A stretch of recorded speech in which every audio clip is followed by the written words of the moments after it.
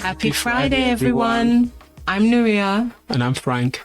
And welcome to another episode of ITT Podcast, which stands for In This Together Podcast. Our podcast is our honest take on relationships, love, and marriage, with the aim of sharing our views and experiences for you to take from it whatever you need. So whether you're single, dating, in a relationship, or happily married, there is something in it for you. Hi everyone, today's episode is called Why Roles Matter in Relationships, which is all about the importance of roles and responsibilities in relationships.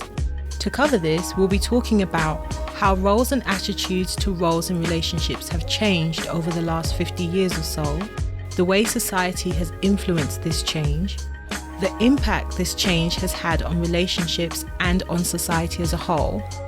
We'll go through what we think about all of this, and we'll also let you know how we approach roles and responsibilities in our relationship, with some tips that you might find useful.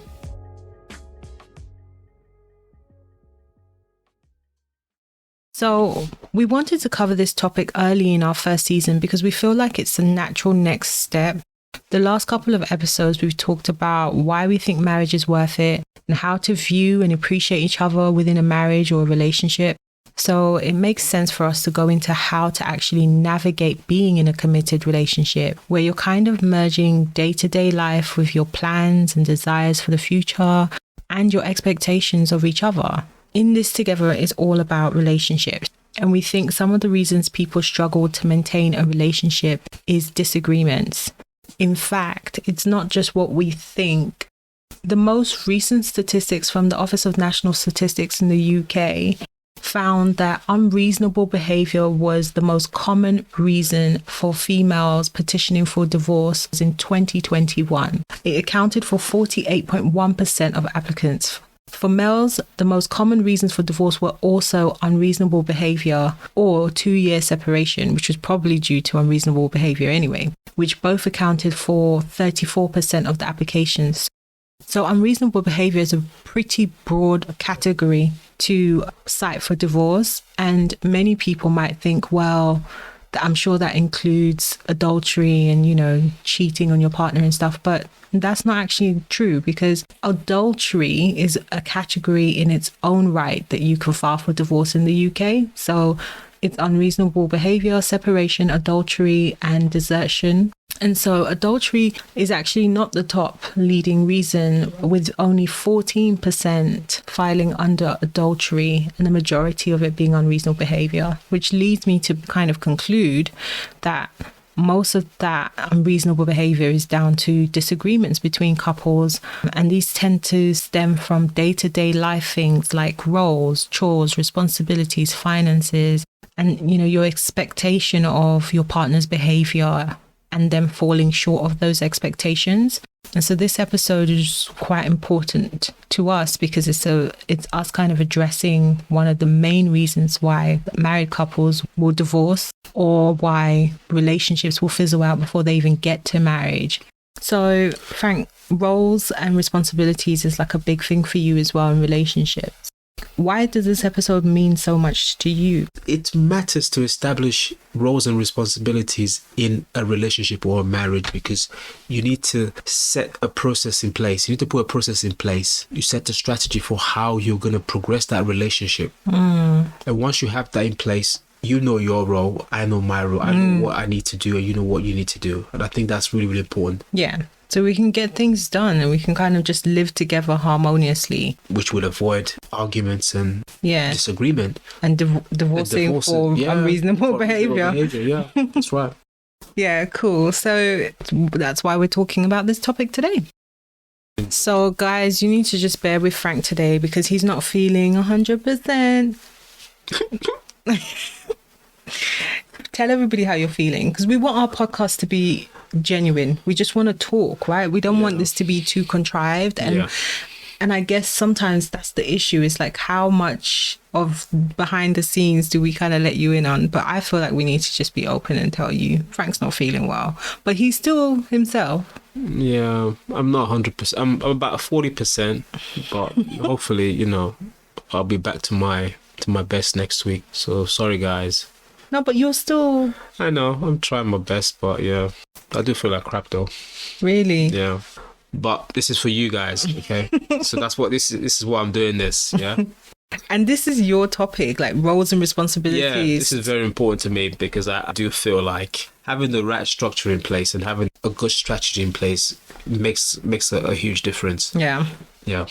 So this is really important to me. So the first thing we're tackling is how have roles and attitudes to roles in relationships changed over the last 50 or so years? 50 or so years is about 1973 till now. We both weren't even born. Nope. without saying our age, but we both weren't born. So what are the facts on that? So one of the things that will probably come to people's mind if we're talking about roles and responsibilities is household chores and responsibilities. So that's your typical cleaning, cooking, child raising, all of that kind of stuff. New YouGov data, so this is yougov.co.uk, in a 2021 report found that 2 in 5 women who work full-time and have a partner say that these tasks mostly fall on them, compared with only 9% of men in the same situation. So 2 in 5 women is about 38% compared to only 9% of men in this situation. Only 6% of working women who are in relationships say their partner manages the domestic work instead. This includes 4% who say their significant other doesn't work. So 38% who feel that the chores are kind of left to them fully, compared to 6% of working women who are in relationships saying that their partner manages the domestic work. And that's quite a significant difference. This sentiment is echoed in a 2019 article by the University College London, which stated that less than 7% of couples share housework equally. There was also an article by The Guardian in the UK which found that the UK is abandoning traditional views of gender roles. According to a new survey entitled British Social Attitudes 35, nearly 3/4 of the British public now disagree with the attitude that women should look after the home while men are out at work. So the statistics show that 72% of those surveyed disputed the very traditional conservative view that women should dedicate themselves to housework, compared with 58% just 10 years ago. So that move from about 58% 10 years ago to 72% is quite significant, because that's almost at 100%. Does that sound right to you, Frank? Yeah, I would say so, yeah. Yeah. Aside from chores and kind of duties around the house, there are other roles that we play in relationships. And those roles, we're going to kind of talk about them as well in this. So it's not just going to be all about domestic work and chores. So that is the UK. In the US, a 2019 study by Gallup, so that will be on www.news.gallup, which is GALLUP.com, found that although women comprise nearly half of the US workforce, they still fulfill a larger share of the household responsibilities. Women were mainly responsible for laundry at 58%, cleaning and cooking at 51%. Men take the lead on keeping the car in order at 69% and doing garden work at 59% in the US. There's a similar trend there of women doing most of the housework, but I did find that interesting because 58% and 51% does not suggest being mainly responsible, as I would have thought. Whereas the men's work in terms of keeping the car in order, 69%, and the yard and garden work of 59% seems quite significantly leaning towards the men doing it compared to the women. Interestingly, the same Gallup study found that although women remain more likely than men to perform most of the duties at home, this has declined in some cases over the past 2 decades. Since around 1996, women have become less likely to be the primary partner handling things like groceries, laundries, and cooking and dishwashing. So there is a trend where things are equalizing a bit more, and roles in terms of household duties are being a bit more shared. In terms of the statistics for Africa, despite wide variations across the region, as we all know, African views and ways of life differ depending on where you are in Africa, because Africa is a continent and not a country. On average, women in Africa suffer the highest levels of discrimination practices in the world. A study by OECD.org found that traditional gender roles also continue to dominate at home. Only 25% of women report being the head of their household, compared to 70% of men.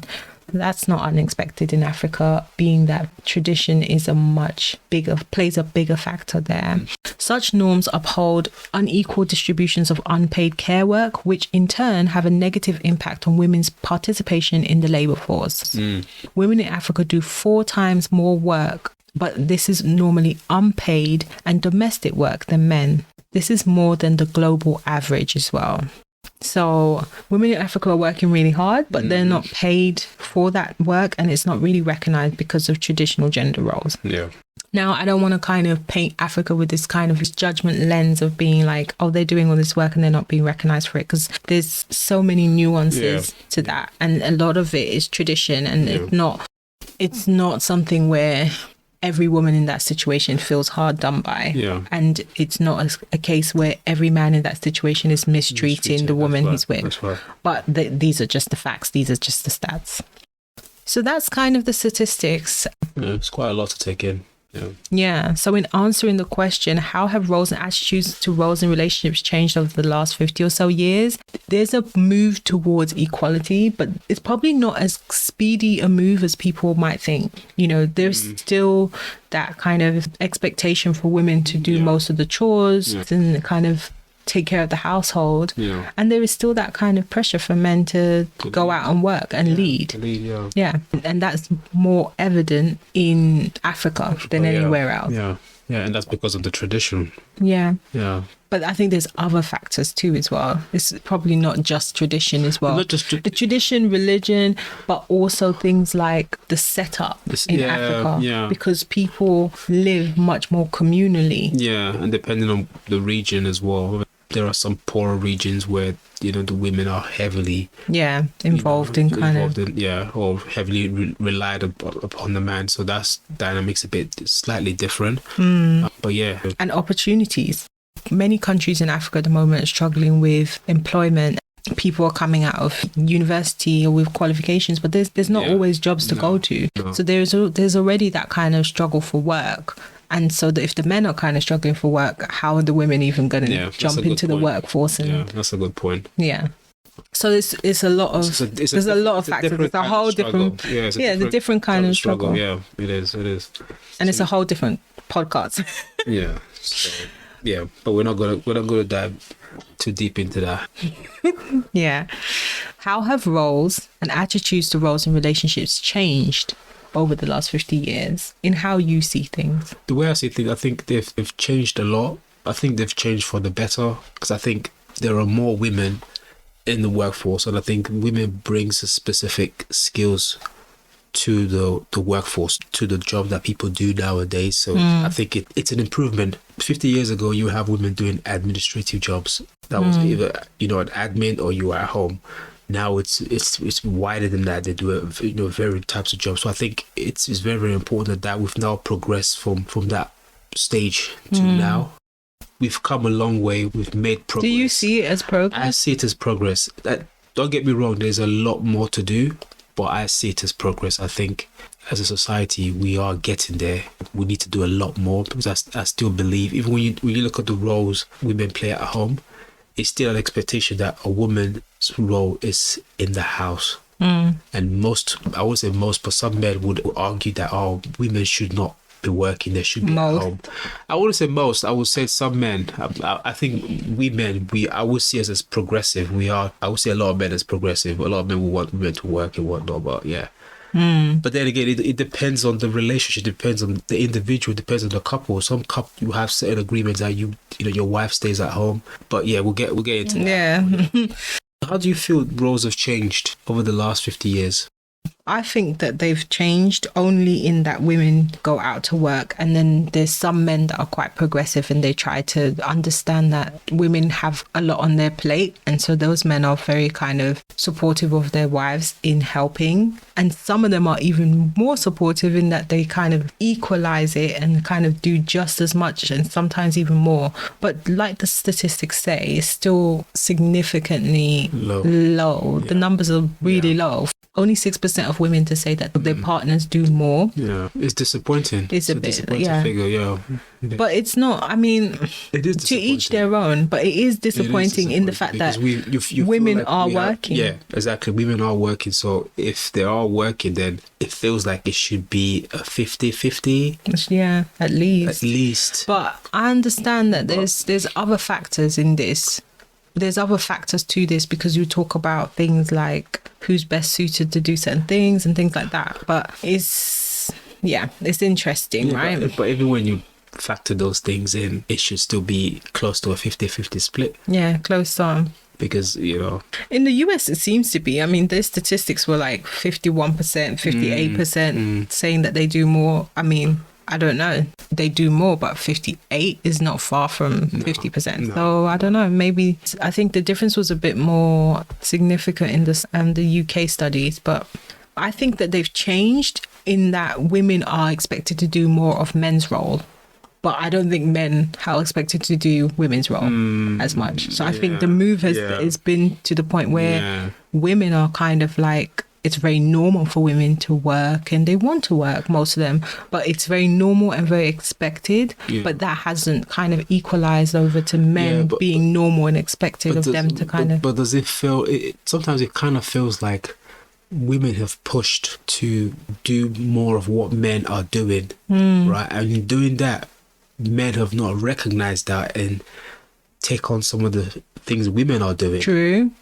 Yeah, it just feels so. It's almost like the push has been for women to do more of what men do by choosing to do what they want, having that autonomy. Yeah. But the push was not to get men to do more of what women do. So it's like that part just pretty much stayed the same. Yeah. That's such a good point, because the movement was more about women being in men in that kind of... Women being able to work, women being able to be entitled to, better pay. Yeah. But there was no push about men doing more at home, men taking on more responsibilities. And that's really interesting. That kind of makes me think about Sweden, for example, and their laws on parental leave. So like in 1974, Sweden was the first country in the world to replace gender-specific maternity leave with parental leave. Yeah. So everybody gets, I think, 240 days of parental leave when they have a baby, and that's men and women, and they're both entitled to it. They don't have to share it or anything like that.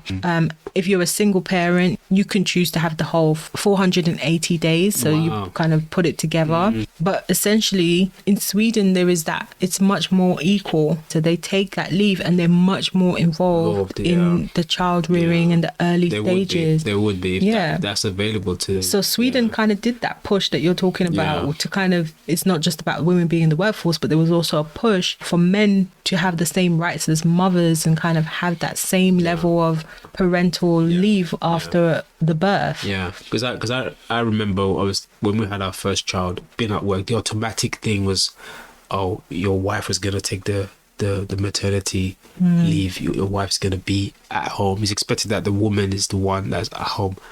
But so they were quite surprised when I took an extended leave and decided to stay at home even longer than my usual. I remember my line manager. Yeah, how long did you have? I think you had over a month. I had almost 2 months of leave. I remember my manager looking pretty shocked that I would want to but obviously I felt like it was my responsibilities to be at home with you and then Guav and whatnot. So but there is that notion that it's the woman's responsibility.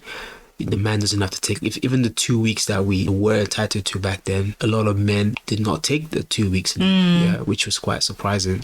Yeah, that's so true. I mean, here, a woman can give up some of her maternity leave to her partner. Which rarely doesn't happen. Women be like, you ain't taking none of my leave. That never happens. No, sir. No, but I did give up. I gave up 2 months now? No. Well, no, I didn't give up nothing. Give up anything, please. Sit down. I didn't give up nothing. You didn't give up nothing. I had to. No, but we spoke about it, didn't we?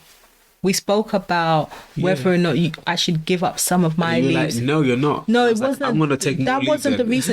It was more financial. There was something to do with it was better for me. It was better for you to keep earning what you're earning and not take. Yeah. It was a financial Because decision. paternity leave would have been less for you, because I think, I can't remember why, but it was something to do with like, I think my pay was more than yours. your pay was more. Yeah. Yeah, that's what it was. That's what- I Yeah, had your to pay carry was on more than mine, working, so it was man. like you Yeah, carry on yeah. working. Yeah. Yeah. So it wasn't a financial selfish thing, because at the time I wasn't earning as much, so it's like, let me take the lead. Fair enough. Yeah. Yeah, so that's a good structure. I think if more countries adopted that strategy, and I think more men will be involved in the home. Yeah. Damn, we're only on the first part of the question. Like, what the hell? Okay, so we've spoken about how roles and attitudes to roles in relationships have changed over the last 50 years. How do we think society has influenced this change? What do you think? I think it is like we said, feminism, independence in women, and like I said, making it much more the norm for women. It's become the norm for women to go out and work. Yeah. More so than to stay at home. Yeah, So that's right. The flip has happened, staying at home being seen as a thing of the past to do. Yeah, there's this thing with society now about you can have it all. You can do work. Yeah, and I don't think it's not always made clear what I think is probably in the fine print, that you can have it all, but you're actually really going to struggle, because at least before, when all you did was look after the kids and your husband provided fully, you only had one area of your life that you had to focus on. Yeah. But if you are trying to have it all, which most of us are in today's day and age, most of us women are, then you're not only focusing on the home, domestic stuff, you're also focusing on your career, work, your ambition, juggling colleagues. So the dream of you can have it all, which society, I think, that's the influence that society has had on this change. Like, that's what's kind of driven it as well. It's almost like there's a fine print that is not made clear to women, where it's like you think everybody else is just doing great at it, and they're not necessarily, because it's really hard. This comes back to what I said earlier on about social media having an influence, because people portray this notion that they have it all. So other people want to have the same thing. Yeah. And also as well, isn't that based on the individual? Isn't that based on requirements nowadays? It seemed like 50 years ago, people just wanted the basics, right? That's, being married, being in the house, look after the house, look after the family. But now women want to go a step further. They want to have their careers. They want to become a publisher, become a YouTube. No, I'm just saying. Shots fired. They want to do. Frank knows that I want to write a book one day. He's telling me I want to become a publisher. I can't. Anyways, yeah, they want to do a lot more. They're more. We said it before. Women are more ambitious now than they were 50 years ago. But is it just women? Men are more ambitious. Men are out here. That's right. I think maybe it's men and both women are. It's men and women. Women are both ambitious. Society's pushing us to be more ambitious. Yeah. Like you said. Yeah. It's a lot of wants. We just keep wanting things. It's just keep trying to achieve things. That's so we never true. settle. It's never a case of, okay, I have my wife and my kids. I've got my lovely house. There's always that next thing. And that next thing. And that next thing. So you work yourself till you cannot work anymore. Yeah.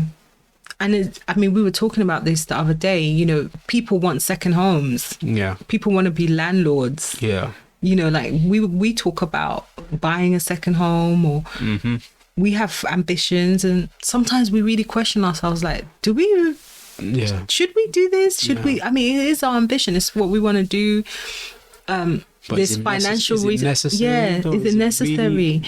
And this is the thing. We're kind of conditioned by society to be ambitious and to have that drive and to be like, get more. And sometimes I'm the Nuri that's like, I want it all. I can have it all. The husband, the house, the kids. I can work. I can fulfill every aspect of my life. But sometimes I'm like, yeah, but that's really exhausting. I just want to be with my husband and my kid. Like, I just want to chill. And there's a fear that you could do all of that for years, and then you actually forget to enjoy your life. You could do that for 30, 40 years, and you literally run down the clock. And dang, I know. Yeah. So that's a huge impact. That's it. Yeah. The society does influence us. It really but does. then at the same time, we influence society because we go out there and apply for the roles, because we go out there and I'm not saying we shouldn't. But we're creating the businesses online. We're feeding it. Yeah. So society is only giving us what we're asking for. Yeah. We want more equality, clearly. So we're going to get more equal laws. We're going to get more equal pay, which is good. Like, none of these things I'm saying are bad things, but I guess what I'm saying is society is responding to our push for equality, but that push for equality is also part of some of the stresses that we have in today's day and age, where not only are roles blurred, which obviously they will be if we're both working, and but they're also kind of strenuous on the women because they're not as blurred as they probably should be, because men don't want to let go of their tradition of expecting the woman to be barefoot and pregnant in the kitchen cooking up a stove. Not all men. Not all men. I know I do stereotype a lot, but it's only because I'm troublesome. I tease Frank a lot with that kind of stuff, but not as many men want to kind of be progressive in that way. And whether or not it's a good thing, I don't know. It's one of those things. Women are pushing for one thing, not as many men are pushing for the other thing, the opposite. Yeah. I think that's the missing link. Yeah.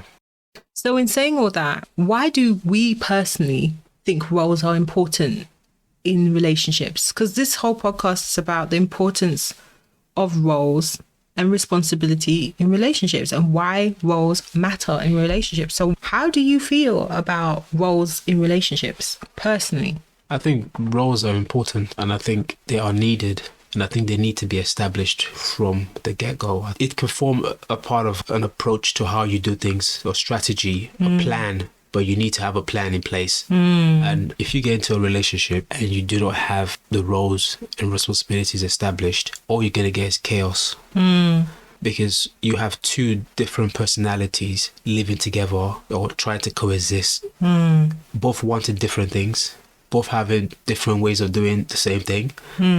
If the roles are not established on who does what, who's responsible for what, then it's absolute chaos. Yeah. So it's needed. And that's one thing about 50 years ago, is that everybody knew what their role was. And that doesn't mean that it's a better thing, but everybody knew what it was. Yeah. And so in a way, it's like now we have to try, in this modern world, we need to try and know what our roles are. But one thing I think as well is that those roles don't have to be the same for all men and all women. I agree. Because that's what was different about 50 years ago. Yeah, it was all the same women, all women played the same role, and all men played the same role. Yeah. And that doesn't have to be the case now. Yeah. Because relationships are a lot more communicative now, and people are a lot more open to kind of express what they feel, what they desire. It's not so much about playing a role, because even when you think of the word role, you think of like someone taking on a character. Yeah.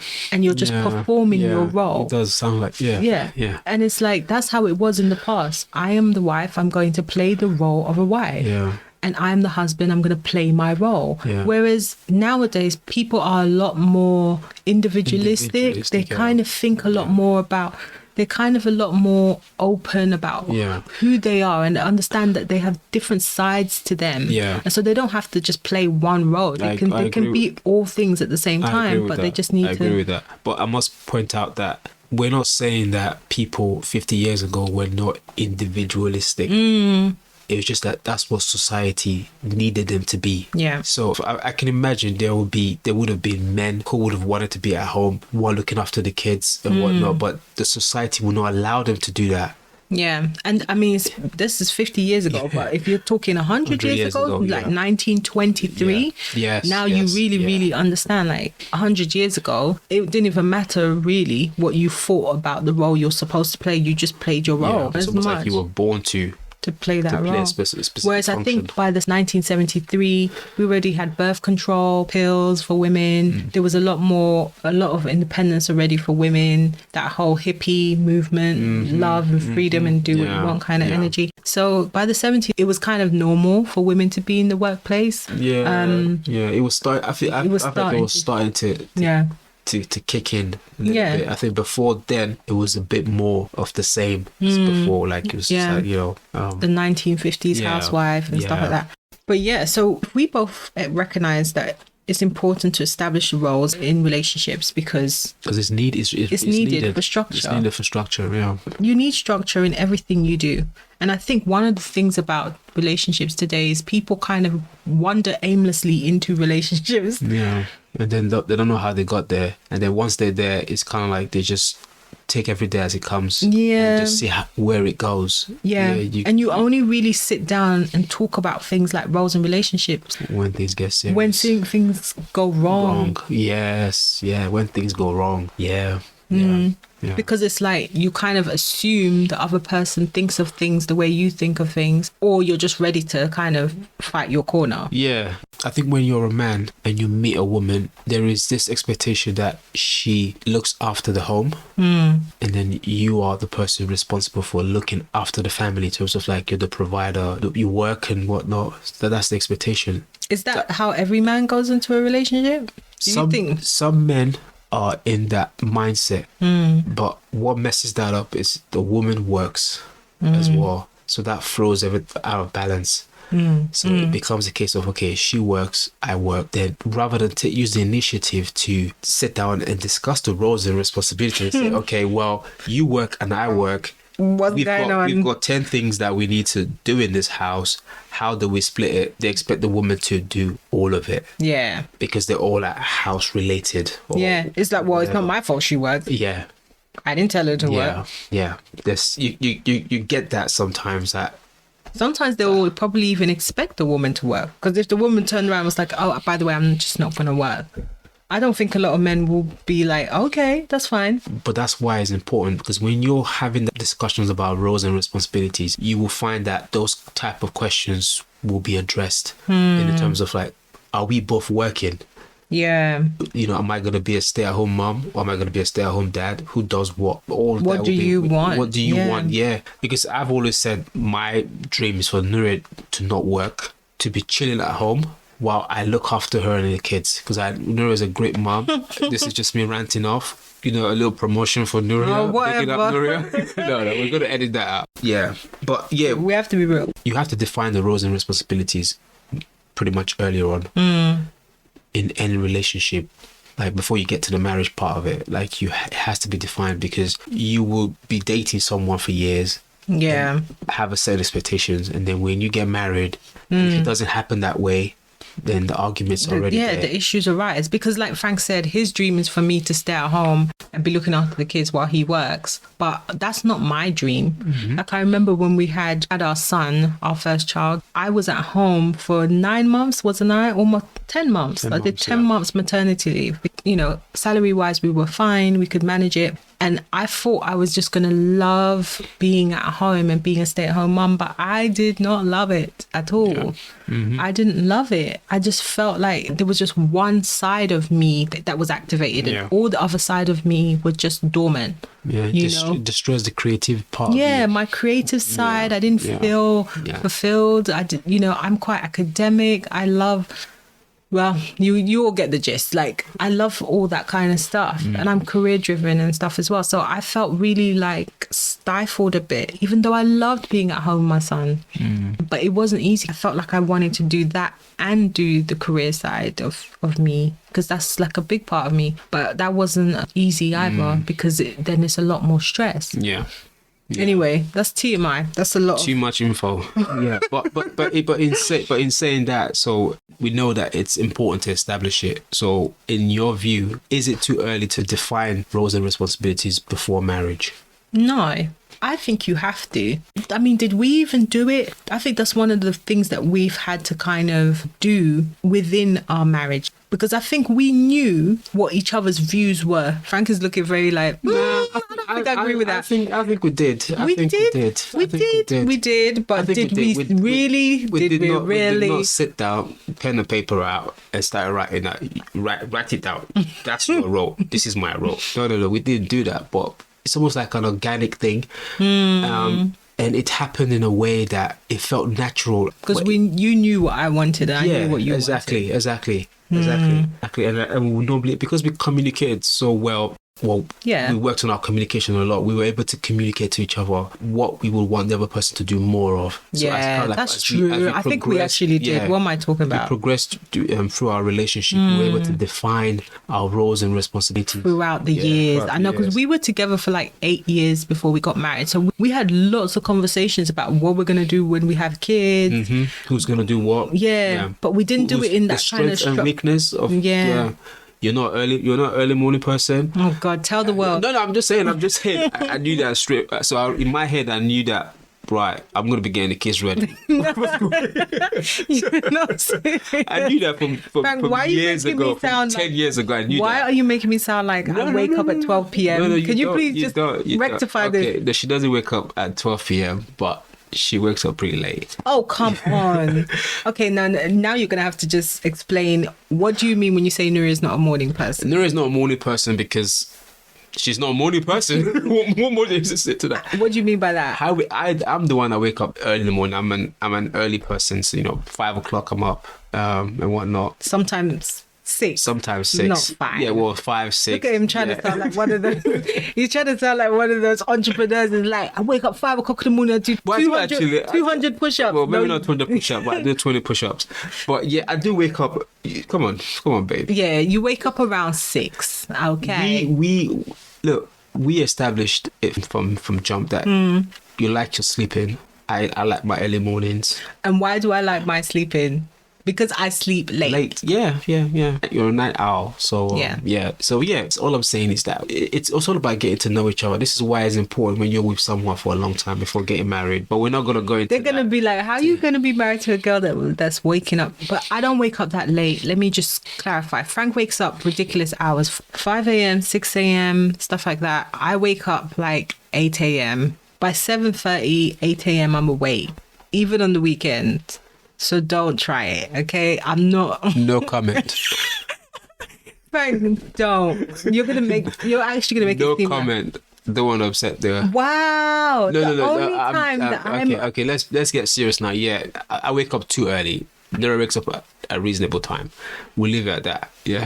Wow, okay. The question was, is it too early to define them before marriage? And you said, no, it isn't. No. So you define them while you're in a relationship. Because the whole point of meeting someone is that you hope to be married to that person one day. Well, yeah, if you're in a serious committed relationship, yeah. So it's best you define it like, there are questions you could ask so you can kind of figure out who should do what.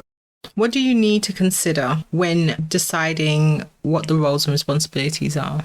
You need to consider the strength and weaknesses of both parties, really. There are people that are, they wake up early in the morning, they like to get things going or whatnot. So someone like that, they could be the one that clean the house, tidy up the house. You don't do that. I don't do that. No, I don't. I'm just trying to give you an example. I don't do even that though you don't do that. If I did that, obviously you'd be upset. So that's that's your role. Cleaning and the tidying. So I will not step on your toes with that. So So it's just getting to know the other person. This is why it's important to do it very early on. Get to know the person, get to know their strengths and their weaknesses and what they like and what they don't like. You kind of work your way around that. It can be very similar to what you would do in a workplace. You determine what needs to get done. You identify the skills and then you use that. You clarify the roles. You can even go as far as using specific project management tools like RACI. If you don't know about RACI, you can check it online. And it's like a matrix. Nura can explain a bit more about RACI. I'm not going to explain the RACI. The RACI stands for Responsibility, Accountability, Consulted, and what's I? Informed. But I think it's better for when there's a lot of people, because who's responsible, who's accountable, who's consulted, and who's informed? There's only 2 of you in the relationship. You consult the kids. This is what's happening. You inform your parents. We are doing this. You're responsible for it. Yeah. I can't with you, Frank. I'm accountable. Right. So, you have to clarify the roles. You have to clarify the roles, yeah. You have to... And then regularly feed back on them. Yeah. Because I remember when we first met, I used to cook quite a lot when I first met you. but I saw that you're a better cook than I am. Yep. So I stepped back. Damn right.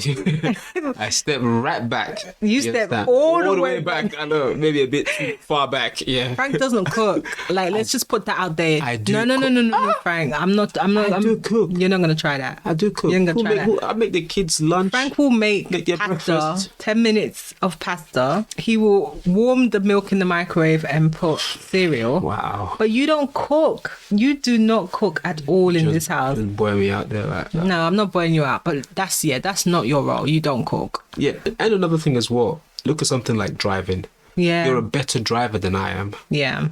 I couldn't care less about cars and driving. Yeah, they're gonna revoke. They're gonna revoke your man card. Yeah, carry on. I love cars and driving. Yeah, so I love driving. I let I Gloria can drive everywhere. do the driving because she's a better driver, and I can say that on record. She's a better driver than I am. So that's her strength. But so I'm only a better driver than you are because I consistently drive. I know. I'm always going to the supermarket. I'm always going to pick up the kids. But that's why you consistently and drive. because you're a homebody and you like to be at home, you don't like the hassle of having to drive. I let you consistently drive so you can get even better. Whatever. Because I couldn't care less about driving. You understand? It's all progression. It's all progression in the relationship. That's bamboozlement, right? Because you just rather stay at home. That's why you just want to chill. He'll be like, yeah, you guys go to IKEA, and then he'll have 3-4 hours by himself at home. If he was the one driving all the time, if he could drive better than me, then he would just be like, oh, they're making me go everywhere. So no, I agree with what you said about get feedback regarding responsibilities. So let's just recap. Let's double back on this, right? So because that is one of our tips. So how do you actually go about defining roles and responsibilities in relationships, and what's the actual process? So you've said determine what needs to get done. Yeah. Identify the skills needed to get the job done. Yeah. Clarify the roles. And if you need to write these down, write them down, like get a pen and paper and actually write down what needs to be done around the house. Yep. It's obvious. We definitely did that. Yeah, we did that. We definitely did that. I remember when, I don't know if you're going to mind me saying, but like when Frank took laundry off me. Oh, yeah. Because he realized, he was like, girl, you have not, like, the laundry's piling up. And I was like, excuse me, I'm cooking, I'm cleaning, I'm working. I'm the organized planner. So I run our household in terms of bills. Like Frank obviously financially provides for us, but I know when things need to get paid, when things need to get done. Like I run all that, which a lot of women do. But I was like, and I have to be thinking about darks and whites and colored clothes. I was like, I can't do this. I was so stressed out with like 2 kids. And he was like, I can do the laundry. Like, just leave the laundry to me. Like, put it in the baskets. I'm going to sort it. Colors, darks, whites. Put it in the washing machine. And man, did I sort that out. And another thing as well, like, when you define the roles and responsibilities, you have to own what you're responsible for. Treat it as if you're in the workplace. Find ways to improve what you need to do. Get on with it. Yeah, become the SME, the subject matter expert. Yeah, if you're the laundry guy in the house, do the laundry well. Like, sort it out. Like, read up articles on how to mix the bleach with this. Get it done. Like, you understand? Yeah. Frank was making me laugh when he was like, right, so we're going to be using vinegar. He's like, we're going to be using vinegar on all the towels. I'm trying something. Trying to make it softer. So you've got to use the vinegar. Why not? Come on. Yeah, Frank does own his laundry, but I own my cooking, right? Well, yeah. I have my cooking schedule. Of course you do. I made sure that it's in our diary. He knows what he's eating when. He's acting as if that's not the case, but it is the case. Frank, that's not TMI. I sort out our cooking. Too much info. All right. Okay. Not too much info when you're bragging about your laundry management.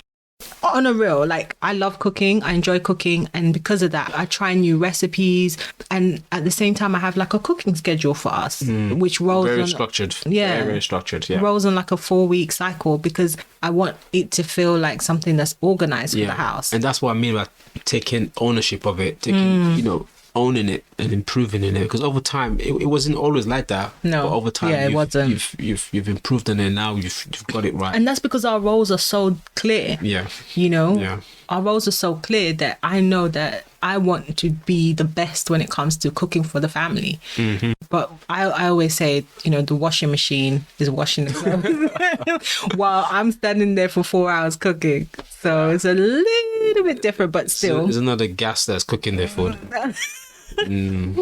Yeah. That's true. But I'm still out here seasoning and making sure it don't get burnt. Okay. So, no, I'm joking. I appreciate Frank doing what he does. But yeah, so the tips on that are: determine what needs to get done. Identify the skills. Who's the best person to do it? What's your partner's strengths? If you know your partner's weak on something, don't make that their main responsibility, because you're just going to keep arguing about it. Clarify the roles. You can even go as far as, like Frank said, treat it like work. You know, you do the laundry, but what are the steps? What does that mean? And then get feedback on it. Yeah. Like, find out what's going well. Yeah. And I'm not saying like sit down and have like work meetings about it, but I'm saying like have a date night. Yeah, have a date night, have a chat about it. Discuss it. Okay, babe, how's the laundry washing going? Is the washing machine treating you right? Is it doing what you need from it? No, stop it. But like, I always ask Frank for feedback when I try new foods and be like, was that nice and stuff like that. Yeah. And he does ask me things like, oh, did you notice that the towels were softer? So there are things like that. But at the same time, also help each other out. Yeah. You know, just like in the past, where roles were defined between what men and women do, it should be like that in your household, but in your own bespoke way. Yeah. What things are shared, what things you both do. Like, Yeah. we both kind of take turns on things like, what do we take turns on? What do we take turns on? Do we take turns on anything, or we just split everything down the middle? Do we take turns? It's quite a split, you know. I get the kids ready in the morning. School. You tend to pick them up. Yeah. You tend to... So when we talk about helping each other out, like, I wouldn't do the laundry, but I will help, like, put them away and stuff like that. And Frank wouldn't do the cooking, but he will give me the money to go and buy a takeaway on the day that I can't cook. And he will cook for the kids. Like, he will make the kids lunch all the time. Whenever like they need it, he'll make it. It's not like he doesn't go into the kitchen. We definitely tried taking turns on stuff. We tried. And that did not work with us, did it? Yeah. Like with the kids, it was like, oh, this will be your morning to get them ready, and then my morning to get them ready. Nora never woke up. It was like, where's mummy? She's still sleeping. Okay. Oh, wow, Frank. No, you got to stop that. I'm joking. No, but is that not true though? No, it's not true, because... Where is mummy? No. Where is mummy? She's sleeping. That was not the case. We tried. We did try that, but it didn't work out. But then you have to trial things to see that, oh, splitting it doesn't work. This is Nouri's strength. This is Frank's weaknesses. Yeah. Yeah, because Frank, he doesn't really like driving kids to school. He doesn't mind picking them up. Yeah. But he's not a fan of driving them to school. Nah. Yeah. Don't like the morning traffic. Yeah, he hates all that stuff with his road rage. Come on now. You do cuss out other drivers a lot. So in the morning, he just wants to have his coffee and just chill. You know, he doesn't want to drive out. Whereas I will wake up still early because I'm still awake. I still have to be out of the house at 8 o'clock. Yeah. And I've got work. So I wake up like 7. True. While he's kind of getting the kids ready, and I get myself ready. Do your morning meditation. Do my workout, meditation. Sometimes I do my workout if it's a really good day.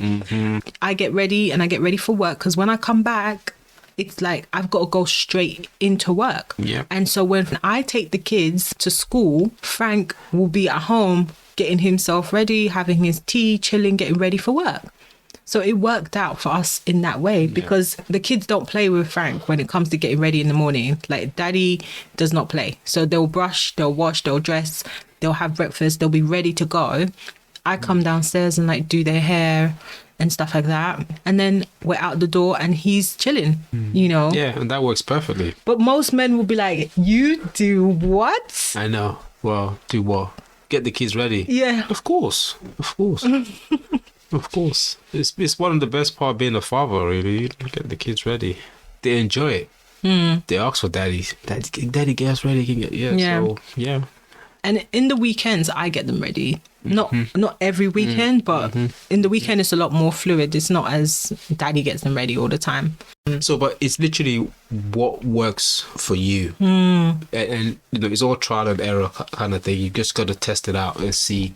We were going to cover what our roles are in the relationship. Yeah. So let's start with you, Frank. What do you think your role is? Your role and responsibilities in our marriage?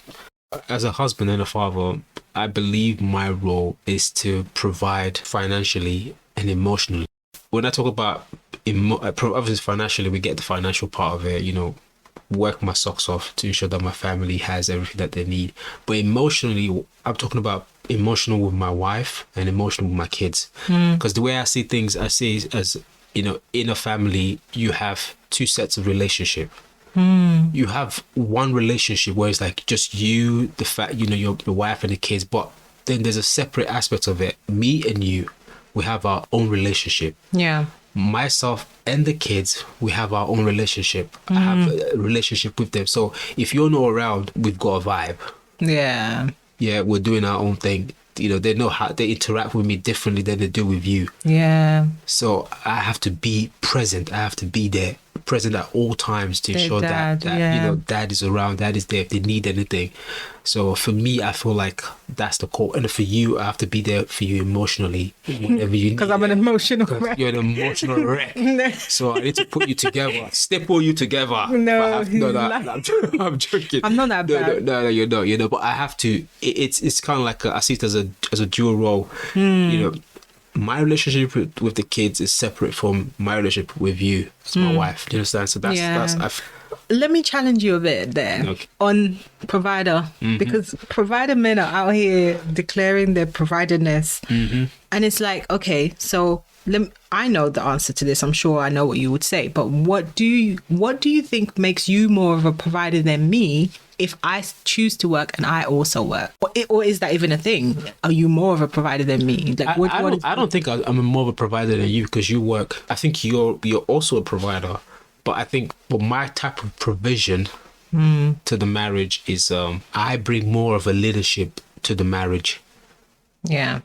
Yes, we both provide for the family because you work and I work, but as a husband, as a father, my key role is to lead the family. And that's why I need to be present. Yeah. And that leads back onto having a relationship with you and a relationship with the kids. That you have to kind of understand that it's a separate relationship. That's interesting because that's different from what is kind of the soundbite in social media right now, where it's like, I think Akon came out saying, as the dad, all I need to do is provide financially. I don't have to do anything else. Like in terms of like, I think he was saying he doesn't need to go to like school plays. That's the mum stuff. That's got nothing to do with the dad. Yeah. And like a lot of debate has kind of come up with Nick Cannon and him having 12 kids. And it's like, oh yeah, he can have 12 kids because he has money. And it's like, but he has money, but he's not present in each of these children's lives. He's not being a dad to the kids. I'm sure when those kids grow up, you ask them, was he a dad to you or was he just Nick Cannon to you? They'll probably say he was Nick Cannon to them. No. A dad is got to be present. You've got to be present. That's one criteria of being a dad. You've got to be present. And when I talk about being present, you've got to go to those plays, those annoying plays. You've got to go to those school parents meetings. If you're not attending any one of those, then I'm sorry, there's a question mark around your head. Are you the parents? Are you a parent? No, it's the truth. It's all part of my role as a father. I have to be present at those things. So why do you not think, like other men, that it's kind of stops at providing financially? Because it goes beyond that. Any man can provide. Any man can work and provide. Anyone can just walk off the street that has money and give you as a woman money to say, these is for you and the kids. The government provides benefits and stuff, but they're not your daddy. That's so true. So you, as a man, the kids need to see a man in the house. This goes back to my point about being present. You need to be present. It's security. It's all part of security. When you're not around for hours, they get worried. Like, oh, is mommy coming back? Is mommy coming back? But when you're there, you can see there's a certain comfort in them. Yeah, so, all is well. Yeah. But also, like, what would you say your role in the household in terms of chores and stuff? Because people probably want to know. I mean, we've covered some of it. Yeah. But like, what would you say your chores or what you contribute to kind of running the house are? Obviously financial. We've kind of spoken about that. Like Frank pays the mortgage, pays for the car. Take care of the maintenance in the house in terms of like things that needs fixing or whatnot, or if I have to get the electrician, pay for the electrician to come fix something or whatever, doing the laundry, get the kids ready for school, get them ready for bed. Most of the lunch and I do breakfast and lunch. I do. Why are you trying to act like you do everything to do with the kids? But that's not everything. But most of the stuff to do with the kids, I do with them. Would you say most? Most? Yeah, think about it. Remember when I travelled and you were like, no, actually, we really do need you. Because babe, we will always need you. No, but you were like, it's hard. I do a lot with the kids doesn't mean that we don't need you. We do need you. But why would you make me sound like I don't do enough? Your skill sets are different. You do different things. This is what I said. I have a relationship with you and I have a relationship with the kids. This is what I'm referring to. What I say, I do a lot of things. I don't say overall, like I do more things with the kids than you do. I'm just saying I do a lot of the stuff that I do is with the kids.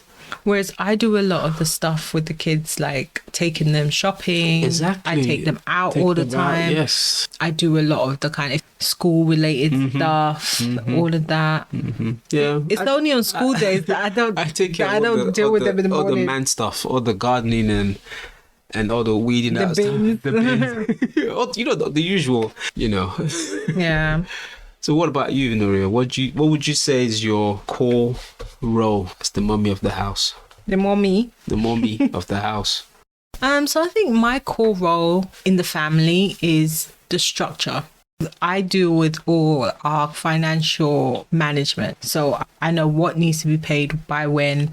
I deal with all the kind of direct debits, the payments, blah, blah. Frank just provides the money and I make sure that I let him know. We have our spreadsheet, which I created. So he always knows what's happening financially because the spreadsheet gets updated, everything. But I'm a very organized type of person. So I run the household in that way. I also deal with pretty much all the domestic stuff. And that's probably why it's just exhausting if I was also dealing with the kids at that level, because I deal with all the cleaning, the decorating, What party are we having? Are you decorating? No, I've decorated the house. So I make the house a home. Like I'm the one, I know when we need more diffusers. I know when we need... Yes, decor. Yeah, decor for not just decor, but like I keep the house maintained. Upkeeping of the house. Upkeep. And I do all the cleaning. All the bathrooms, everywhere. I clean the whole house. So you're the cleaner. Yeah, I'm the cleaner. Yeah. And I do the cooking. So like I said, we have a schedule. So I'm the chef of the house. I'm the one that does all the cooking. If we have like occasions, I'm the one that will host it, which is normal. Most women do that. But like I'm the one that will take care of what needs to be done for that event to go off with. Which is cooking. Not just cooking, it's planning it. Planning to cook. That's it. Okay. I can't be bothered. I plan the entertainment. I plan the structure of the day. I plan all of that. Yeah, you do. And I also deal with all the stuff that the kids need. So apart from like Frank kind of getting them ready and dealing with their kind of basic needs in terms of food, clothing, washing, all that stuff, I deal with like what they need in terms of schools and school holidays, when they're on school plays, when we need to bring contributions to the school, when we have parents' evenings. All the schooleries. All the school related stuff is me, like all of that. What else do I do? You look after me, don't you? Exactly, right? So yeah, I look after Frank, like make sure that he's got everything he needs. Don't even get me started on like anything to do with Frank's career. Like I'm his personal secretary, so anything he needs to do, anything he needs to get done, I'm the one that's like keeping him on track. He just does the work. Wow. He gets on with it. Wow. Okay. No, but You said you're like my secretary. So what does a secretary do? Filing? Are you filing the papers for me? yes, I am, because I file all our letters and everything else, and I keep track of your diary. Okay. Yeah. And I deal with all the emails you get that are like things you need to action. I'm the one that knows about it, so I am like your secretary. Okay. That's a Multifaceted. That's enough for me, and I'm working full time too, just like you. So yeah. Another thing I wanted to touch on is that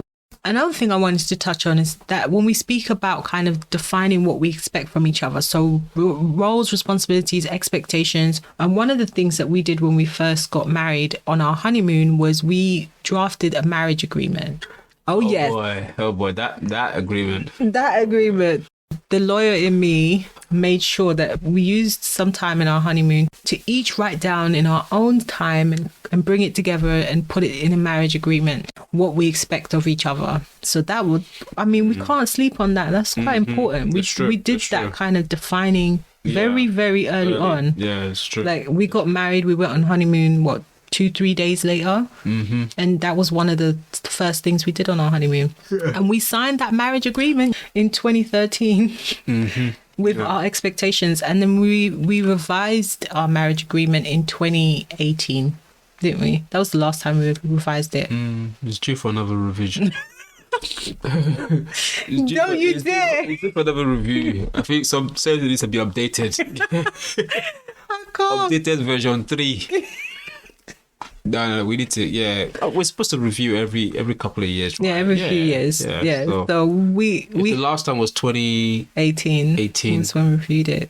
No, we'll do it for another one, 2024. But yeah, we'll see. Maybe we should keep you guys posted on that. We should do a 10-year anniversary review. Maybe this year. Yeah. Why not? We'll review it then. Yeah, because it's like 5 years, isn't it? Yeah, and we probably should review it. We'll review it for our anniversary.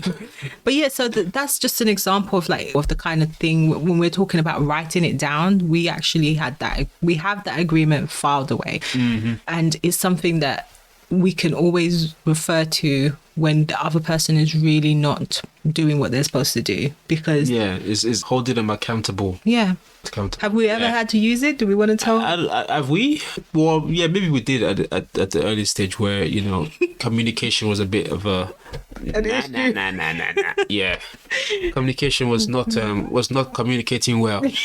So we had to pull out that agreement, and Nura had to you're not doing it yet. I was like, all right. I forgot I signed up to this, so I had to review it again and be like, okay, all right. I'm going to follow this now. I don't think we've had to pull it out again, have we? We haven't had to use it again. Yeah. Although, kind of like a whipping cane. No, but also, I don't like pulling out that marriage agreement because there's stuff on there for me as well. Exactly. So every time you evoke the marriage agreement, it's like, you better be ready for your... We've really used it. No, we don't use it all the time, but it was a good way for us to start our marriage off on the same page. I think it was useful to just get everything in one place, and you sign up to it, you know what you're signing up to. It was a good idea. Although I remember when I first said let's do it, you kind of rolled your eyes like, this girl, what about marriage? I thought it was gonna take a long time. I didn't see the benefit of it, but obviously when we sat down and we started writing what we expect of the other person, then I realized how beneficial it will be. Yeah, and it has been beneficial. It's kind of like a playbook, really. Yeah. Okay, so another point we wanted to touch on is, how does the role split in our relationship impact decision making in the relationship? I mean, you spoke about being a leader. Yeah. How has the way our roles are impacted the way decisions are made? I think it's been positive on it. This is why I refer to the racy matrix, because obviously if I'm responsible for certain things, I make sure that you are informed of it. I get consulted. I get your views on it, even if it's a decision that I have to make, but I still bring it to you. I still get your views on it. So I think in that same way, you do the same thing to me as well. So I do feel like it has actually helped our decision-making process. Yeah, and I agree. I think we consult each other on pretty much everything. Yeah, we always kind of communicate to each other what we're doing. Like when I drafted up the 4-week cooking schedule, it was through a consultation process with Frank. It's not the same meals every week. It's 4 different sets of weeks. So I kind of needed to find out what he wanted to be eating and stuff like that. And that was actually useful because it helped to kind of learn the changes that he's made to his eating. So that's when I realized that he wants to eat more fish and because of the way he was choosing, what he was choosing to be on his list. So that kind of thing. Yeah, that's just an example. Yeah. How that's kind of helped us. But at the same time, there's certain decisions that, because Frank is kind of the leader, and that's probably going to sound super stereotypical, but about our kind of future, I trust him to have the final say. But I say that to say, But Frank, do I really have the final say? we come to them together, but you still have the kind of deciding factor. Yeah, like if but- you push back on stuff, it goes your way rather than my way. I will push back on, but the thing is, I challenge the reasoning behind certain things that we are trying to do. We then coordinate the process of coming to a decision. So it's almost like if you decide that, oh yeah, like for example, the whole like moving house and stuff, I question that a lot. Is this the right time? Why are we doing that? So what's wrong with where we're living now? Exactly. So I throw those kind of things into it. I don't say no, we're not going. That's it. True. I'm not Mussolini. He's a good. You're Mussolini. I'm not- Leave Mussolini out of it. I'm not gonna. I do not rule through terror. Yeah. I can't. Yeah, no, he's a fair leader, and that's one thing I like about Frank. He's a fair leader. I wouldn't even say he takes my views into consideration. He makes decisions with me. Yeah. We even go as far as consulting the kids sometimes on certain things. So And they'll just be talking gibberish. The next question we had: are men and women currently playing the same roles in relationships? Yeah. Do you think they are? I think they are. I think that with the whole, we said it earlier on, with the whole working thing, like, some men are actually threatened by women that work, ambitious women. Yeah, let's not go into that too much. Speak on it. But some men, they are scared of ambitious women, and I don't know why.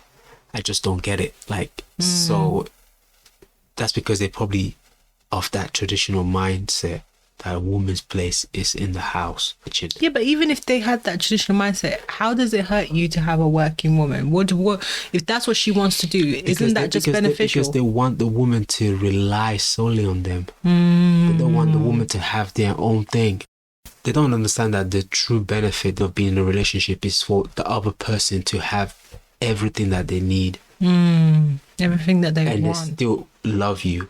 They have everything that they need, everything that they can achieve, whatever they're actually achieving it, but they still need you. Do you understand? What? That's what I'm saying. Not starving them of certain things so that they can keep coming to you and needing you. That's not a relationship. That's nonsense. That's so So true. you push the woman, you elevate her to achieve her goal, to get to the highest point that she needs to get to, and she still loves you and she still needs you. But that's a relationship. Oh, child. That's so true. I've never even thought about it like that. So that's how I see Because it. then you know the love is pure. You know the because love is pure. they don't. It's not reliance. It's not like, oh, she needs me for something. That's why she's with me, or that's why she's married to me. No. You just know that I will support her throughout whatever she needs to achieve. Yeah, that's so true. Yeah. In that case, then, is it productive? You would say that it is productive, that even though they're playing similar roles in that regard, in career-wise, you think it is productive? You think it's beneficial? I think it's beneficial because you said it earlier on, when you were at home after giving birth, you wanted to get back into the workforce. You wanted to work. You wanted to do something creative. So I think it's beneficial, especially in this day and age where we are trying to achieve a lot. I think you almost need both the man and the woman to be working. Yeah. In order to get to where you need to get to. Yeah. It just makes and that's sense. because I want to work. Because you want to work. You know that you don't have to work. It makes no sense. If I can make a lot of money, you can make a lot of money. Why can't we just do that and just make a lot more money for our family and just be able to achieve more things so we can support our family and family friends and whatnot. So it's beneficial not just for us but for everyone. Yeah. But I think where it's kind of sad is when women are in a relationship where they don't necessarily want to work and they have to work, because the families actually rely on them. And the man is not stepping up to kind of. But he's saying that this is why I'm even more supportive of the woman working, because if the man is not able to step up, the woman needs to be able to protect and look after herself and the kids and her kids. Yeah. If the man turns out to be, a wayward man, or you're not reliant on him, hence why I said before that some men will try to starve a woman of that opportunity so that they will always rely on them. And this is why it's important that you pick the right man.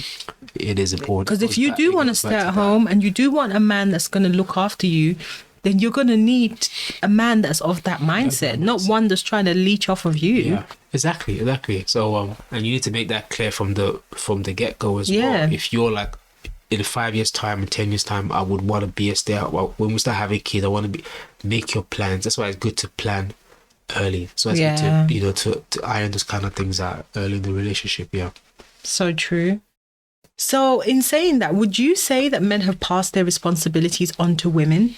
I think Akon was talking about how men have kind of passed their responsibilities on to women and they've dropped the ball. I agree with that. That's exactly what's been happening. Okay. I feel like the men are not stepping up. What does a man stepping up look like, though? What should he be doing? The basic. What's the basic? Stepping up is not even the basic. You should do the basic and then step up your game. I would consider the basic as you protect and you provide. That's the basic. When I say provide, I mean financially and emotionally. Those are just the basic. The stepping up bit is when you then have to go a step further in terms of like, you build something with your partner, support them in what they're trying to achieve. Because we can be in a relationship, we can be in a marriage, and he's doing his own thing, she's doing her own thing. You still love each other, but people tend to have different types of relationship. But we've always supported each other, our careers, as we progress. So for me, that's stepping up. You've got to like elevate your woman. You've got to be able to just push her where she needs that. Because obviously we know it's not easy. Women giving birth and then they are then pushed backwards, in their careers. Yeah. If you have to pause your career and push her back to where she would be, that's you've got to do that. And for me, that is part of stepping up. But while still working, but I think when I say pause your, I'm not saying stop working. I'm just saying that don't be trying to like chase the promotion and just you can still chase the promotion, but work on her, support her give her to work. And sometimes that support is domestic. Sometimes it's providing that support when it comes to the kids. Taking things off her so that she can focus on pushing herself to get to where she needs to get to. It might be a case of she's just giving birth, she's trying to lose weight. You need to be there for her. What can you do to help her? If it's something as tiny as creating like a workout plan or having the kids while she works out, that's you need to do that. You need to do that. So that's me. For me, is you step up your game, and a lot of men have dropped that. Some men are now becoming reliant on the woman, which is a bit stressful to hear. If the woman is not trying to have you rely on her, if that's not the kind of relationship she signed up for, then that is stressful. Yeah, it would be. I mean, don't get us wrong. Akon has said a lot of things recently that are absolute nonsense. I think he was talking about how he can produce a child without a woman when he can't, but that's neither here nor there. But the point about men dropping the ball a bit, I think, in my opinion, there's definitely a lot of that going on. I think that when it comes to this argument of modern women versus traditional women, or modern men versus traditional men, I think there's a lot of talk at the moment on social media and across, conversations about men wanting submission from women, men wanting women to recognize them as kings, as leaders. Modern women are not traditional enough and they're just too headstrong and stuff. And I'm like, a lot of that is because of men dropping the ball, because it's like you're expecting women to play the traditional woman's role, but at the same time, you're not in a position where you're financially able to take care of the whole household, or you're not in a position where you're relying on her. But then you want her to somehow be this soft, submissive woman. And it's like, that's not the characteristics that is required of someone who's running the house in that way and is financially holding everybody down. She needs to be in her masculine energy to do that. And I do talk a lot about energies, but that I do feel strongly that a lot of men, not all men, but a lot of men that talk about what they need from women and feel like modern women are not good enough or they're not doing enough. I feel like a lot of them are missing the key factor here, which is you want a traditional woman, you need to go and get a traditional woman as a traditional man. Yeah. A traditional woman does not want an untraditional man. And a modern woman wants a modern man, not a traditional man. That's who she should be looking for. Because if you're a modern woman where you work, you need a modern man who understands that you work and do all these other things and is able to kind of meet you halfway with that stuff, that approaches it as a team. Yeah. So I think a lot of the problem there is like people searching for the wrong things in the wrong people. Yeah. They're searching for the right things, but in the wrong people. In the wrong people. In the Yeah. wrong place. Yeah. You kind of just picking someone and expecting them to be the type of man that you want. And it's like, it's not that straightforward. Yeah. Certain men will want women to be submissive, but if that's the case, you really need to be the kind of man that she can submit to, which means emotional support, financial support. It means being like a true leader. Yeah. You know, even just touching on this thing about kings. A lot of men talk on social media about being leaders and kings and providers, and especially the word kings, because it's like a king respects his queen. If you really are a king and you're with someone, she's your queen, and therefore you have to hold her to a high regard. You don't mistreat your queen. Yeah. Because a queen is second in command to a king. You know? That's right. So really, if a queen can see that she's with an unfit king, what does she do? Yeah. She gets rid of the king. Throughout history, like the queen will step up to the position of the king because this king is unfit to lead. You know what I mean? And I think a lot of the times in these conversations, people are forgetting that you can be a king, but your woman is the queen, and she will evaluate your kingliness. She will evaluate how well and how effective you are as a leader. Because if you're not effective as a leader, you've got a whole household, which is your kingdom, right? If you're going to use that analogy, you've got a whole household to run. She's going to have to step up. And then when she steps up because she's second in command and she has to, you take offense because you feel like she's taking your position as a king, but you're not acting like a king. Yeah.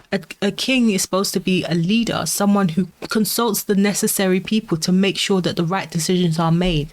If you are just out there expecting her to run things and you're just lazy, and you're not a king. And I think that's the problem. A lot of it is one-sided. Yeah, but I must say, just to add to that, like there are lots of guys out there that do take responsibility. Yeah. That are, you know, I would refer to them as true kings. You know, they do what they need to do. They look after their family. Yeah. So and I do think it's a minority, but it's this minority are the ones they're the loudest. Yeah. That's the problem. They're the loudest on social media. They're the ones that would get a platform. They're the ones that would have the opportunity to say these things and opportunities to start bashing women and saying negative things about women and stuff. They get that platform. It is not a majority. This is a minority thing.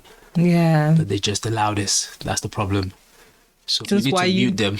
Yeah, mute we need them. to mute them. Yeah, You can't mute anybody. Freedom of speech. It is freedom of speech, but They're getting a lot we can of speech. censor them a bit, can't we? But yeah, that's the problem. I think. Well, more men need to speak up that have opposing views. So what I know when you're listening to this, it sounds like, you know, we are saying a lot of negative things about men. This is not targeted at all men. But there are some men out there that are like, you know, they're claiming to be king. They are dropping the ball like big time, and they're not stepping up their game. They're not even doing the bare minimum, let alone stepping up the game. So and yet they will still blame the women and be like, oh, it's because they're so masculine. They're taking our roles. Yeah. And when you look at it, the women are just ambitious, and the men can't step up. Yeah, they can't step up. That's what it comes down to. They just can't step up. So I guess who has it right? The modern men and women, or the traditional men and women? I don't think anyone has it right. I think 60, 70 years ago, the traditional men and women were both right, because their actions and how they dealt with each other was fitting for that time. Yeah. And now we're in a modern world, right? And things have moved on, things have progressed. What we're trying to do now, I think, is right if it's done properly. I think they're both right. Yeah. I agree with that. I think they're both right depending on what works for you. Yeah. If you two are a traditional couple that has that split and that's how your role is, she does all the domestic stuff, you do all the providing and working and all of that, and it works, that is great. That's why we're doing this episode, because we're trying to say that not everything has to work in a modern way. Yeah. It doesn't have to work the way we work. Yeah. It needs to work the way it works for you and your husband, or you and your wife. You guys are both traditional, and it works, you're happy. Yeah. That's great. Do it and define it. Define it, yeah. Define it, own it. Own it, yeah. Enjoy doing the roles that you do, but define those roles early on. Yeah. And if you're more modern, and because modern can be a lot more, there's a lot more of a grey area in the modern space, because people do have a bit of tradition on certain things and not as traditional on other things. So like you need It's like a hybrid. Yeah, they'll be modern, but like me, I'm modern, but I'm like, I'm not proposing to no man. So there's, how modern are you really, right? So, so with modern especially, it's even more important to define it, because we don't have years and years of social engineering into gender roles to know automatically what you mean. When you say, oh, I'm a traditional woman, we know what you mean. And we can assume the kind of roles that you feel you should do, and we can assume the kind of roles your husband. But if you say you're a modern woman, a lot of the time you need to go through each thing to find out what that person is saying, what they think about each aspect of the relationship. That's true. And that it can be a bit more of a discovery. So that's true. It's definitely important to make sure you're defining those roles. But yeah, Frank is right. Traditional men versus modern men, they're both right. As long as they're with a woman that complements that and they agree with that. They agree with that. And stop trying to make all women traditional women. Yeah. And stop trying to make all men modern men. Nonsense. It's like, it makes no sense. Yeah. And also as well, like you mentioned something about owning it, like defining it, owning it. I also want people out there as well, if you're a traditional man, traditional woman, and it works for you, speak about it. Like, talk to people about it, because some couples are in their marriage or in their relationship and they're not sure. Speak about it, like show people the positivity about being a traditional relationship. Yeah. So I'll definitely encourage people to communicate more to other people what it's like to be in a traditional marriage, or relationship or whatever. Yeah. Absolutely.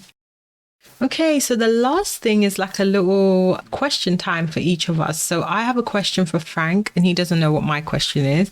And he has a question for me on this topic. So who should go first? Yeah, I'll ask a question. So Nuria, what makes you comfortable in a relationship? Can you elaborate? What do you mean? What makes you comfortable? Like, what would you say brings comfort to you? I think what makes me comfortable in a relationship is knowing that you're going to hear me, you're going to listen to me, and you're going to take on board everything that I'm saying, and that no matter where I want to go, somehow our marriage, our family will navigate through it with me. And that makes me really comfortable, because I know that it doesn't matter what I dream up tomorrow, you're going to make it so that it can happen. We're so soppy. Which is a lot. It's one dream per week. But yeah, Karen. I am a very creative person. I'm look it up. I'm an Aries. Everything changes by the minute. We're fire signs. Chaos. Yeah. Okay, so my question to you.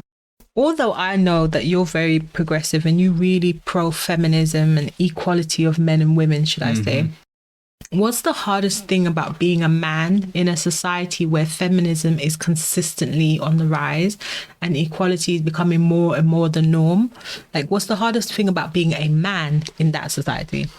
I don't think there's anything hard about it. Really? No, there's nothing hard about it. I enjoy it. Like, I think it's great.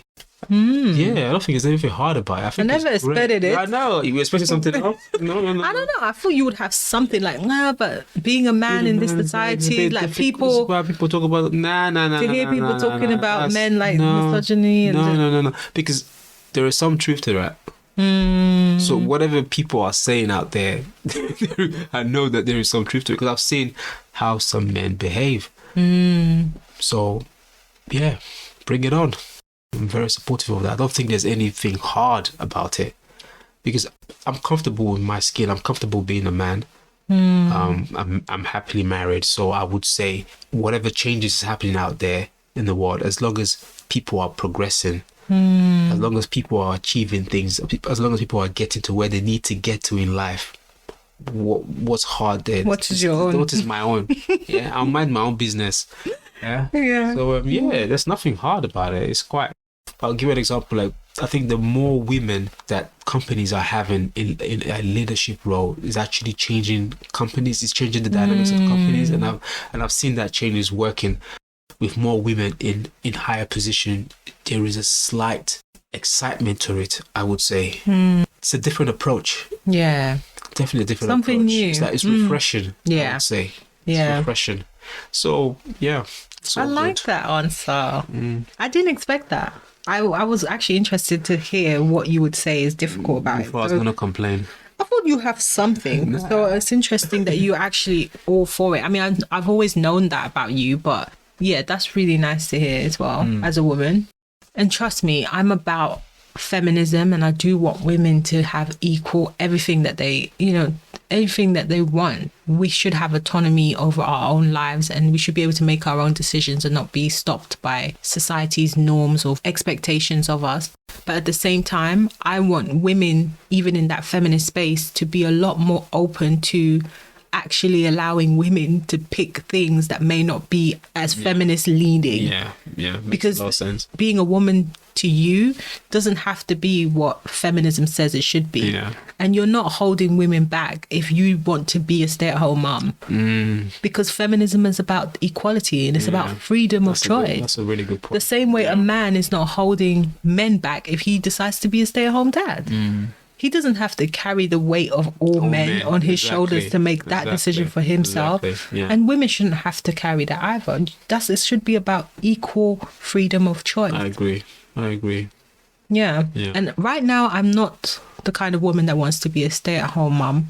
It's just not what I want, because I guess maybe, and I'm evaluating that, maybe I'm too ambitious right now. And maybe that's going to slow down soon. And it's great to have a husband that is not threatened by that, Not at all. and we're happy to kind of navigate that together. But I'm sure at some point I'll take you up on your offer, and You will. and I'll just take on all the chores and not work, and I look forward to that day. I can't. No, but at the moment you still provide, and you still, even though I work, it's interesting how much you still see yourself as the main provider. I'm just happy that I'm in a relationship where when I do make that decision one day to be a stay-at-home mom, I know that I'll be supported, and I feel like all women should feel like that. Yeah, we'll all be able to live, supporting each other. Really. Yeah, live the life we want. Just say it's like we're all trying to survive. Put it that way. That sounds like a rap song. No.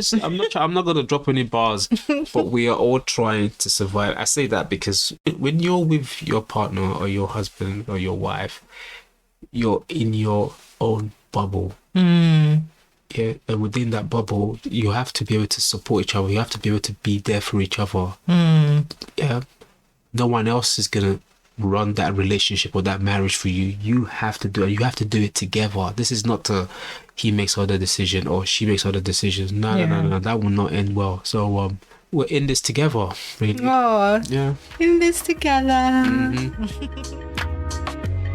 So that's it, guys. You've heard what we think about why roles matter in relationships, and we've talked about changes in society over the last 50 or so years that have influenced relationships, what the impact of these changes have been. You've heard a lot about the roles Frank and I play in our relationship, and how we would advise any couple at any stage of their relationship to approach roles, responsibilities, and expectations from the outset. We hope you enjoyed this episode. We know this has been a longer one than usual, so if you've made it this far, you're for sure an ITT Podcast real one. We really hope you tune into the next episode called Keeping Up with the Joneses. We'll be talking about the effects of couple comparisons in relationships, and diving into the ways in which social media plays a significant role in this these days. So you're not going to want to miss that one. We appreciate everyone that takes the time to listen to our podcast, and we're super grateful for all your engagement with us.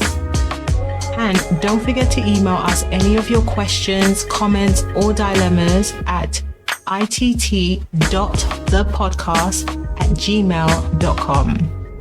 Or send us a DM on Instagram at ITT Podcast, or one word.